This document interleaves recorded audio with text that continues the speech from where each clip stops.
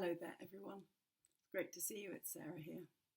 And today I'm going to be talking about some basics about being a type 1 diabetic, and today we're going to cover hypos. So in this presentation I'm going to cover three things. The first is what a hypo is, the second is how a hypo is caused, and the third is how do you resolve a hypo when you've got one. So what is a hypo? Well, in the body of a normal person, blood glucose, or blood sugar as it's also known, stays at a very stable level because your body is capable of doing that normally. And as you can see from the chart, there's a grey line there showing what a normal person's blood sugar looks like and how it behaves. And as you can see, it's really essentially flat at around a level of 5. And that's the normal situation. In a type 1 diabetic, things are a little bit more complicated because of the fact that the blood sugar wants to go up because it doesn't have any insulin, and so we take insulin to deal with that. But the result is a line that moves around, and you can see that in the performance of the orange line on the chart, going up and down in response to different things that are going on during the course of the day. The green area, by the way, is the area that a type 1 diabetic should try and keep their blood sugars in. I call it the green zone, and it's between 4 and 10. To be below 4 is getting into hypo zone, to be above 10 is getting too high.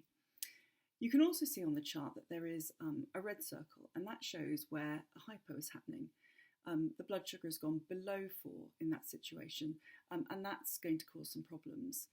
The symptoms that you'll feel at that kind of time is shaky, wobbly, a bit weak, and that's because your muscles in your body don't have enough glucose being given to them in order to perform their jobs normally. Hypos are caused when the balance between the food and the drink that we're taking into our bodies is not balanced correctly by insulin and some other factors. And on the left-hand side of this slide, you can see that there are a number of things that cause blood sugars and blood glucose to go down. And they include exercise, any kind of activity that you do, sometimes even factors like stress can affect things. Alcohol is a particularly complicated thing because the alcohol in a drink itself takes blood sugars down, but usually when you drink alcohol, you've also got some sugar, some carbohydrate in the drink, whether it's beer or wine or mixers that go with spirits. They almost always have carbohydrates in them, so that side of the drink makes your blood sugars go up. Usually it's to do with the amount of insulin you've taken and underpinning everything that will cause you to have a hypo, but it is a quite complicated picture with a number of factors coming together. In my life, I find that when I do exercise, my blood sugars drop really quite quickly, and so often that's the reason that I will have a hypo. The key thing to do when you have a hypo and you can feel it coming on, or you get alerted that it's coming on, is that you really need to quickly find some sugar, something with high glucose sugar content, and you need to eat it quickly.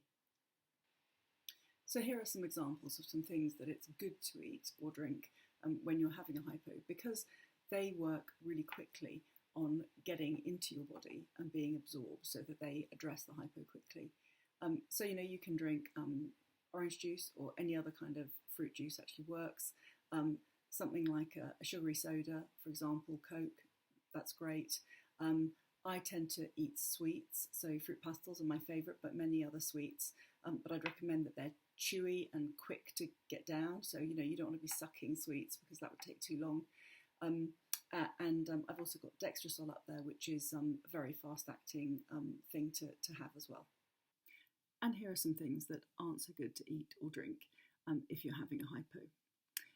First of all, I've got a Diet Coke, and that's up there because it's important to appreciate that diet drinks of any sort, slimline, low sugar, diet, light, they will not have sugar in them. They will have some other kind of artificial sweetener, and so they will not do the job that we need them to do. So that's important to appreciate.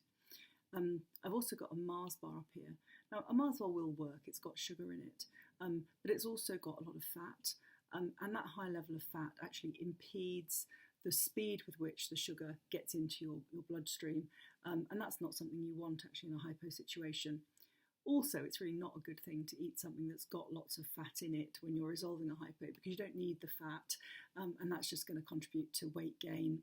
So I would suggest you don't do that if you can possibly avoid it. But a Mars bar is better than nothing.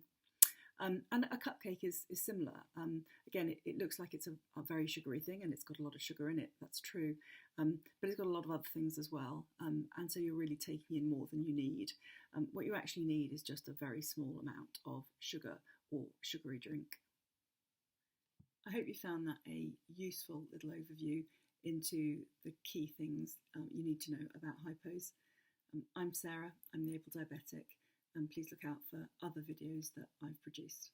Thanks very much.